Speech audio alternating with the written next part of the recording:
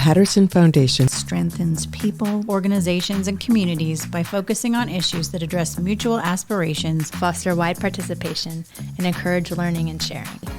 My name is Leah Verrier-Dunn, and I'll be your host today as we dive into the experience of the New Civic Path book circles through the lens of one of our participants.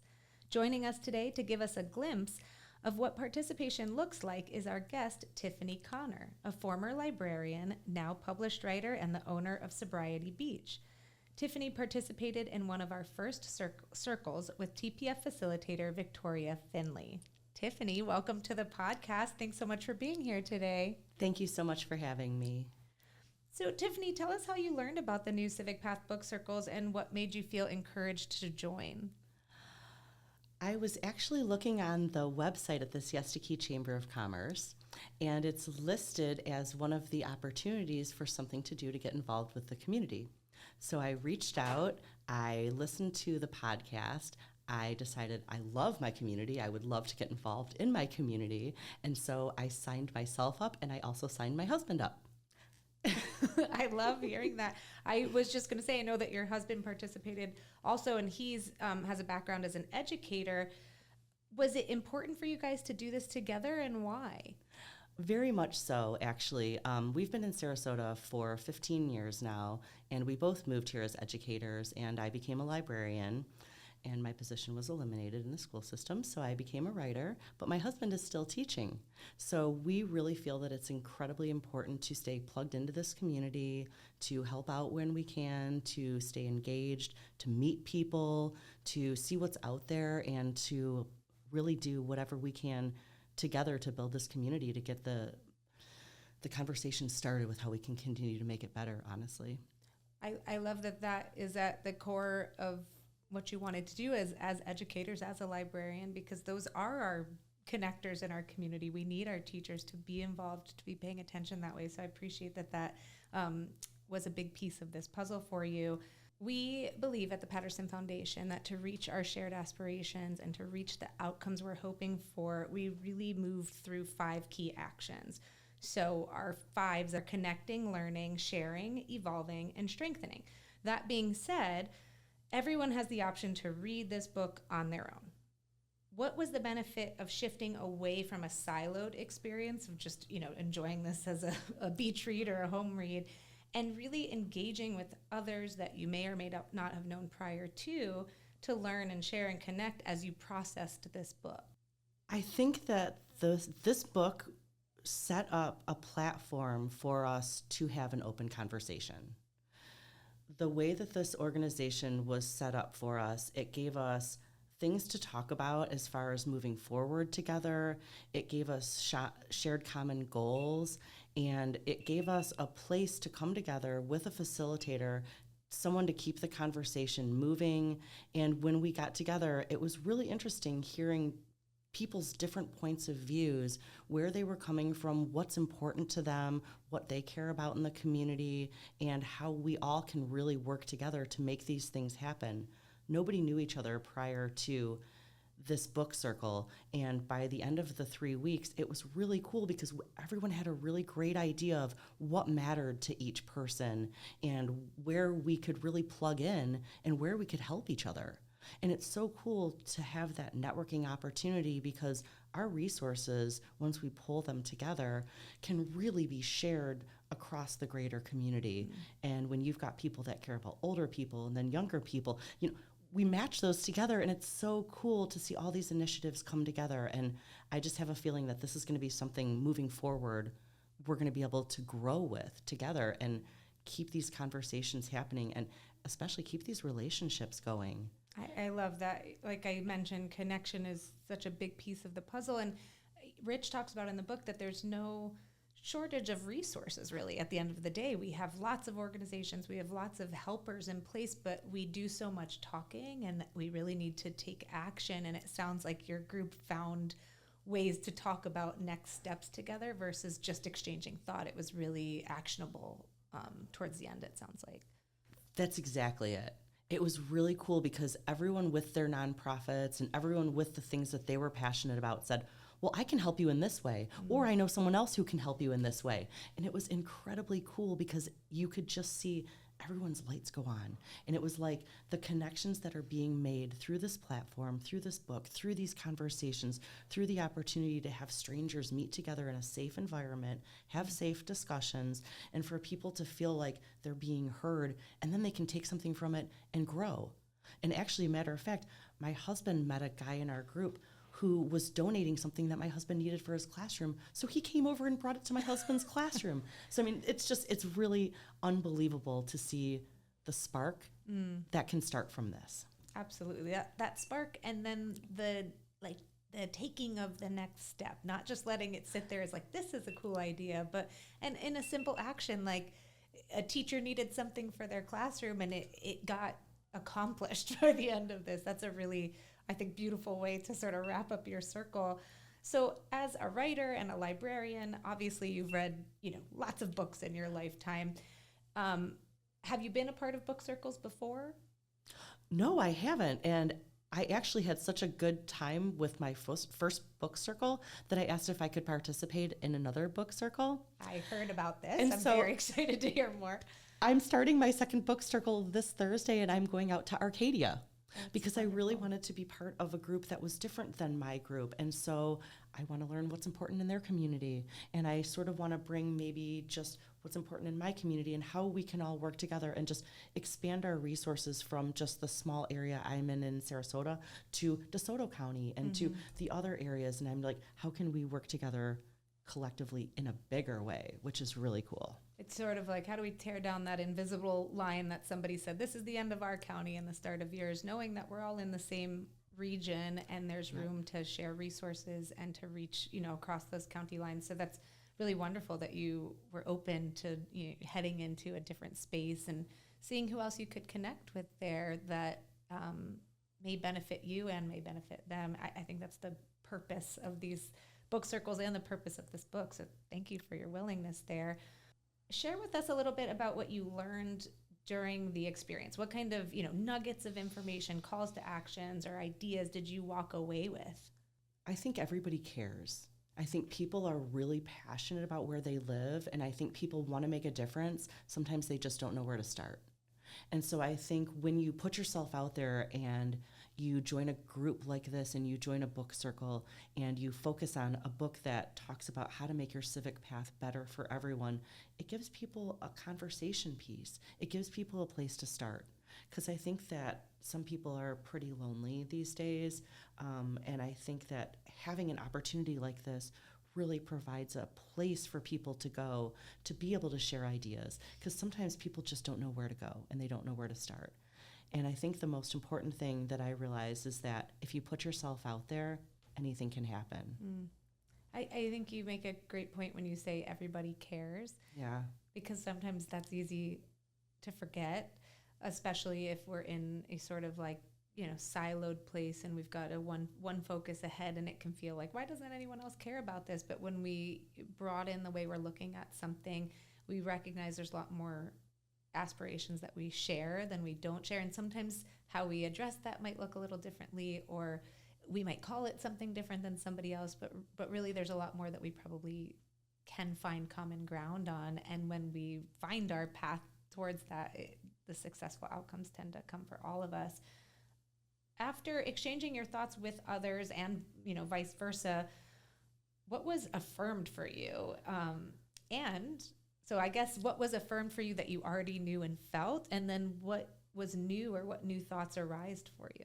So I think what I was affirmed with is that I was in a group of people who are really engaged in this community. People really care about being here. People really care about helping different aspects of the community, whether it be education or nonprofits or homeless or whatever your environment is. People genuinely care. But we did have a couple people in our group that were a little skeptical at first. And they kind of came in with the attitude of, well, I really just don't know if this is going to work. And I think toward the end of the conversation, they were able to feel comfortable enough to say, wow, I guess people really do care. You know, this isn't something where I'm willing just to give up on it. This is something that I want to plug into. And so I think it was really interesting to watch a couple people in particular just kind of take the other route and say, well, I started feeling like I don't matter and things don't, you know, things are so overwhelming, like where can I make a difference? And they started realizing, well, I do make a difference. One person can make a difference. And we started talking about examples like the Laurel Civic Center, where one person started this organization in this neighborhood, and now it's grown to this after-school program, and the community is involved, and they've got busing, and the superintendent shows up, and it's like something can start with one person. And so that, I think, has been really, really affirming to me with this experience. Absolutely. Did you feel like there was anything new that sprouted for you? I think it's amazing that we have so many resources available right here. And I think sometimes we look so far for our resources when all we really need to do is just reach out to one another. And I think sometimes with our friends and neighbors, even in our own community, just sort of saying like, this is what matters to me, and then saying, I know someone who can help you, and just sort of making those connections and making those plugins. I think the positivity, and I think the encouragement, and I think that just the love for this area, and like, especially after the hurricanes, especially after kind of going through these collective experiences, I think that we all just love it even more. You know, and I think it's whatever you can do to make it a better place for yourself and your fellow, you know, human being. I think that's what this is really promoting. The New Civic Path Forward is having those discussions, you know, and seeing the positivity and where we can go together. I love that. It's funny how a disaster, like you said, the hurricanes those are those moments where you actually really see the interworkings and togetherness and those efforts that we all share. But when there's not something giant happening like that, it's easy to get pulled away. So it's nice to have this book circle, I think, to help remind you, like you said before, everybody really does care. What are the things that we all care about together? How can we, move forward and work together? So what was it like having a TPF facilitator in the group? How did having the facilitator in the room help contribute to the success of the circle? The very first question she asked us was, what book are we reading? And it was a little bit different, but it kind of threw us all into putting ourselves out there, and talking about something personal. So it really broke the ice right away. And she was able to throw questions out there and literally make every person feel included. And I love that she called everybody friends, because within the first few minutes, we all started feeling like friends. And when you start feeling that way, it's a lot more comfortable to share things that actually matter to you, as opposed to, just only hearing what people want to hear. I think we were able to have some very real discussions about how to make things better and what matters to people. So I think it was really cool. The facilitator was able to navigate the script. She was able to ask us questions. She was able to keep us on track with the book. And then she was able to kind of just make it fun for everybody and make it comfortable. That's so great. I think, the comfort and the feeling of safety is a big part of it. We know that this book is going to invite challenging conversations, and that's the whole point of it. But we want to be able to provide a space where people feel like they can share the pieces of themselves safely, knowing that we're not going to agree with every person 100% of the time, 100% of everything. So it sounds like Victoria, who I know is a wonderful facilitator, really helped craft a safe space for all of you to dive into some truths, which is, what we're trying to do. Very, very much so, actually. And it was really cool. And we were able to kind of look at the examples in the book at like Flint, Michigan. I'm from Michigan originally. And so that was... Me too. That was close to my heart. Yeah. And so you talk about communities that really need to pull together because they have a crisis. And that is like us, in a way, with every time storm season happens, which is right now. And it's not just Sarasota, but it's also Manatee and Charlotte and DeSoto. And I mean, it extends. And you need something that's going to be more than a crisis, like you said. We need to be able to focus on the day-to-day. So when a crisis comes, we're already in place for things to happen. So true. So for our listeners who are on the fence or maybe just learning about the New Civic Path book circles for the first time, what might you say to them to encourage them to take the leap and join a circle? This is one of the most interesting things that you can put yourself out to do, because it's a really safe environment to go and have discussions with people from the community that want to make things better. And so when you get together with people that you don't know, you really don't know what's going to happen. So if you go in with an open mind and you give your 3 weeks, which isn't very much time, you could potentially be making new connections, new friendships. You really just don't know what could possibly happen. And this has been such a rewarding experience for me. I feel like moving forward, this was so exciting. I wanted to join another book circle because I think that there's even more out there. Mm-hmm. And I really am interested in what other communities want to talk about. So I love that this is available throughout so many different communities and so many different places, because I'm leaving my community to go see what another community is interested in, because I think that'll help me to understand and maybe get out of my bubble a little bit. Absolutely. We at TPF, we start with 2 questions often, and that's who else cares and what's possible. So I appreciate that when you're saying, you're sort of inviting people to surrender to what's possible by joining a book circle with, welcoming yourself into a room of potential strangers to talk about things that might be hard or might be challenging, and that's really where the fun and interesting part of it all is that question of what's possible, the little bit of unknown. Absolutely. Before we wrap up, is there anything else that we haven't covered that you want to make sure you share with us? I'm so grateful for this opportunity, honestly, to engage this community in a way that feels really healthy. It's very organized. It feels very comfortable to me. I love start to finish how the whole thing has been set up. I've been reached out to. The communication has been really smooth. I just feel like this is something that I could see duplicating in other situations. And I like working with people in recovery, so I feel like maybe working in a situation where you get people together to have these discussions and to think, how could we move forward? I just feel like this platform is just such a beautiful example of how to move forward in a community. So book circle is one way to do it, and I just feel like the whole idea is so much bigger than this. It's a way to get people talking, but then people need to take the action. Mm-hmm. So I feel like that's the next step. So what's next? What's next for the action?